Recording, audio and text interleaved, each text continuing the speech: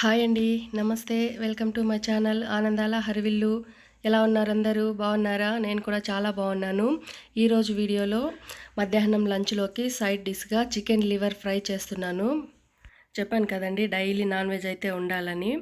రోజు chicken, mutton కాకుండా ఈరోజు కొంచెం డిఫరెంట్‌గా చికెన్ లివర్ ఫ్రై చేస్తున్నాను. మా అత్తమ్మ ఉన్నప్పుడైతే బాగా ఎక్కువ చేసేదాన్ని. ఈ ఫ్రై అంటే ఆమెకు బాగా ఇష్టం. ఈ ఫ్రై చేయడం కూడా నేను మా అత్తమ్మ దగ్గరే నేర్చుకున్నాను. నాన్ వెజ్ ఐటమ్స్ అంతా బాగా చేసేది మా అత్తమ్మ. ఆల్మోస్ట్ నాన్ వెజ్ వెరైటీస్ అంతా కూడా నేను మా అత్తమ్మ దగ్గరే నేర్చుకున్నాను. ముందుగా అయితే లివర్ని చిన్న చిన్న పీసెస్గా కట్ చేసుకుంటున్నాను. మనము ఈ లివర్ని ఎంతగా ఉడికించినా కూడా అస్సలు ఉడకదు, గట్టిగానే ఉంటుంది. మసాలా కొంచెం బాగా పట్టాలంటే ఇలా చిన్న చిన్న పీసెస్గా ఉంటే బాగుంటుందని చెప్పి ఇలా చిన్న చిన్న పీసెస్గా కట్ చేసుకుంటున్నాను. మొత్తము ఇలా కట్ చేసుకొని మళ్ళీ ఇంకొకసారి శుభ్రంగా కడిగి పక్కన పెట్టుకున్నాను. ఇప్పుడు స్టవ్ మీద ఒక కడాయి పెట్టుకొని అందులోకి ఆయిల్ వేసుకున్నాను. ఓన్లీ ఆయిల్ మాత్రమే వేసుకున్నానండి, నెయ్యి వేయలేదు. ఇప్పుడు ఇందులోకి సన్నగా కట్ చేసిన ఎర్రగడ్డలు వేసుకొని ఫ్రై చేసుకుంటున్నాను. ఇవి ఇలా ఫ్రై అయిన తర్వాత ఇందులోకి అల్లం తెల్లగడ్డ పేస్ట్ వేసుకున్నాను, ఒక స్పూన్ దాకా. ఈ లివర్ ఫ్రైకి మసాలాలు అనేది ఎక్కువగా అవసరం లేదండి, చాలా తక్కువగానే పడుతుంది.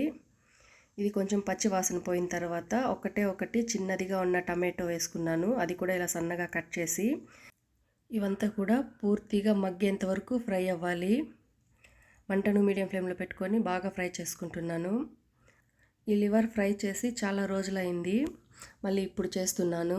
ఎక్కువగా చికెను, మటనే చేస్తూ ఉంటాం కదా, ఈరోజు కొంచెం డిఫరెంట్గా ఇలా చేస్తున్నాను. చూడండి, పూర్తిగా ఇలాగా ఫ్రై అవ్వాలి. ఇలా ఫ్రై అయిన తర్వాత ముందుగా క్లీన్ చేసి పెట్టుకున్న చికెన్ లివర్ని వేసుకొని ఫ్రై చేసుకోవాలి. మనం ఎంతసేపు ఫ్రై చేసుకుని ఉడికించినా కానీ ఈ లివర్ అనేది మెత్తబడదండి, గట్టిగానే ఉంటుంది. అందుకని కొంచెం చిన్న చిన్న పీసెస్గా కట్ చేసుకుంటే మసాలా బాగా పడుతుందని చెప్పి ఇలాగా కట్ చేసుకున్నాను. మధ్య మధ్యలో ఇలా కలుపుకుంటూ బాగా ఫ్రై చేసుకోవాలి.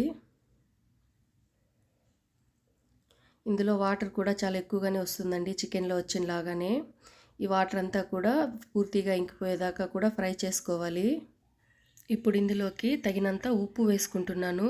ఉప్పు, పసుపు వేసుకొని ఫ్రై చేసుకున్నామంటే వాటర్ అనేది చికెన్ లివర్లోంచి ఇంకా ఎక్కువగా రిలీజ్ అవుతుంది.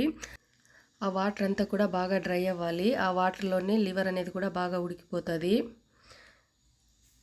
ఇప్పుడు ఇలా ఉడికిన తర్వాత ఇందులోకి కొద్దిగా కారం తక్కువగానే వేసుకుంటున్నాను. మళ్ళీ మిరియాల పొడి వేసుకుంటాం కాబట్టి తగినంత వేసుకోవాలి కారం. అలాగే ధనియాల పొడి, కొద్దిగా గరం మసాలా, అంతే అండి. ఇందులో ఇంకా చికెన్ మసాలా లాంటిది ఏం వేయలేదు. ఈ మసాలాలు కూడా ఎక్కువగా వేయలేదు.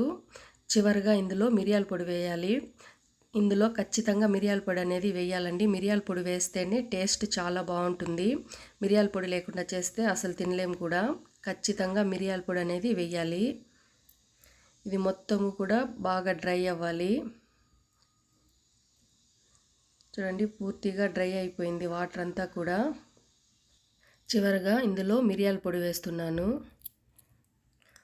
కొంచెం ఎక్కువగానే వేస్తున్నానండి మిరియాల పొడి. కారం కొంచెం తక్కువే వేశాను కదా, మిరియాల పొడి ఒక్క స్పూన్ కన్నా కూడా కొంచెం ఎక్కువగానే వేశాను.